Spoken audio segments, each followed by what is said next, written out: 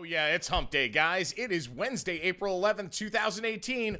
You're watching the Daily Mix TV by Hill Story Marketing. My name is Sean Patrick Hillman. I'm the CEO. So on the hot seat with a booster, Facebook CEO Mark Zuckerberg didn't rule out a paid version of his site when questioned by the Senate Commerce and Judiciary Committees yesterday.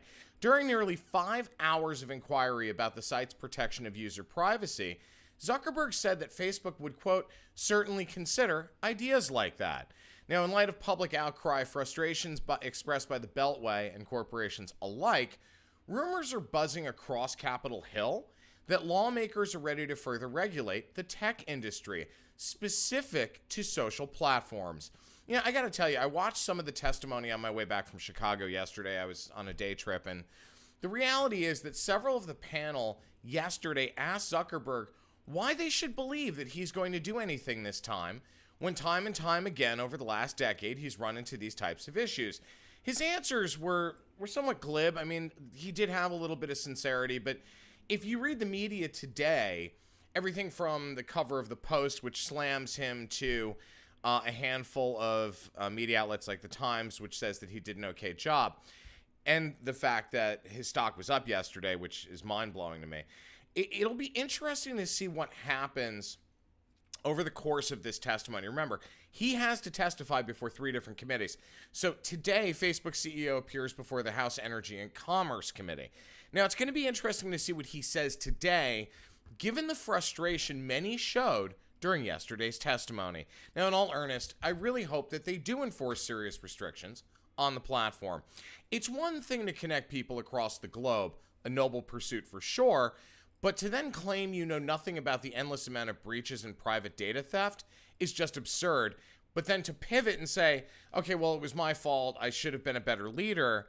Well, okay, you're a public company. You got your big boy pants on now. So it's time to buck up. And frankly, I just don't feel that he did. And that's my own opinion. So what's your opinion? Let me know. Send an email to thedailymixtv@hillstory.com. Now, speaking of regulations and oversight, it looks like YouTube will be the next one on the hot seat. The platform has been alleged to have improperly collected children's data, according to a coalition of more than 20 consumer groups. This means that YouTube may very well be in violation of a children's privacy law. The complaint contends that YouTube, a subsidiary of Google, has been collecting and profiting from the personal information of young children on its main site, although the company does say that the platform is meant only for users 13 and older. Now, the coalition of consumer groups said YouTube failed to comply with the Children's Online Privacy Protection Act, which is a federal law that requires companies to obtain consent from parents before collecting data on children younger than 13. The groups are asking for an investigation and penalties from the Federal Trade Commission, which does enforce the law. Now, those rules were first detailed in the Children's Online Privacy Protection Act of 1998, known as COPPA. The Federal Trade Commission expanded that act in 2012, noting that it needed to be updated for the age of mobile devices. So the revised rules made clear that companies must obtain parental consent before collecting details that could be used to identify, contact, or locate a child. These included photos, videos, audio, mobile device location data. The information age was supposed to bring about a new utopia. You remember that, guys? But with Facebook selling or renting consumer data left and right, and now YouTube potentially taking advantage of our children, I have a feeling that the pendulum is going to swing back to more traditional forms of entertainment and communication, at least to a degree. Now, could car dealerships be the next victim of e-commerce and marketing malaise?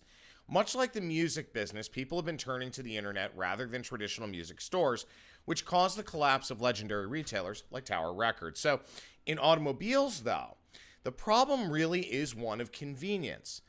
And people may still be buying cars, but new technologies are pushing small to mid-sized dealerships to sell out to bigger ones, according to a story in the Journal the other day. Now, only economies of scale can protect these businesses from the pressure on sales margins brought on by the internet, which provides price transparency, and it does enable online sales. So add the advent of electric vehicles, and even, those service-based dealerships face uncertain futures. Viacom wants CBS to improve its offer to merge by nearly $3 billion. Viacom would be valued at almost $12 billion below its current market capitalization of $12.7. Viacom's counterproposal puts the value of the company at about $14.7 billion. Now, the report says that came out from CNBC that Viacom asked for 0.68 CBS shares for each Viacom Class B share. So CBS had offered 0.55 of its shares for each Viacom Class B share. So that's a pretty big increase. The new offer would mean Viacom would hold a 41.5% stake in the combined company. Now, Viacom also refuted CBS's plan on who would be second in command behind Les Moonves. Everybody agrees that CBS CEO Les Moonves should lead the combined companies, but CBS wants COO Joseph Iannello to have the role of president and COO, while Viacom wants Robert Bakish, CEO of Viacom, to take the spot. Now, the merger would combine CBS's television network, local TV stations, Showtime cable network, and so on, with Viacom's cable networks that include MTV, Comedy Central, Nickelodeon, as well as Viacom's Paramount Pictures film studio unit.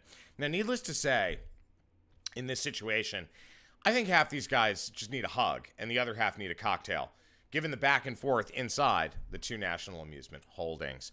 Now, the competition for consolidation and increasing sphere of influence through M&A is really high on the media sector right now, following AT&T's planned $85.4 billion acquisition of Time Warner, as well as Walt Disney's recent deal to buy some of 21st Century Fox's assets for over $52 billion. Combined, CBS and Viacom would have way more leverage to negotiate prices for their programming with U.S. cable and satellite companies. Now, they're all facing a decline in their subscriber base amid that fierce competition from platforms like Netflix and Hulu and so on. But interestingly enough, remember, CBS All Access and Star Trek Discovery, which is exclusive to the All Access platform, that was number one for several weeks on a platform that everybody thought Les Moonves was crazy for launching. My name is Sean Patrick Hillman. I'm the CEO of Hill Story Marketing and the editor-in-chief of the Daily Mix TV. Have a great rest of your hump day, guys. We'll see you tomorrow.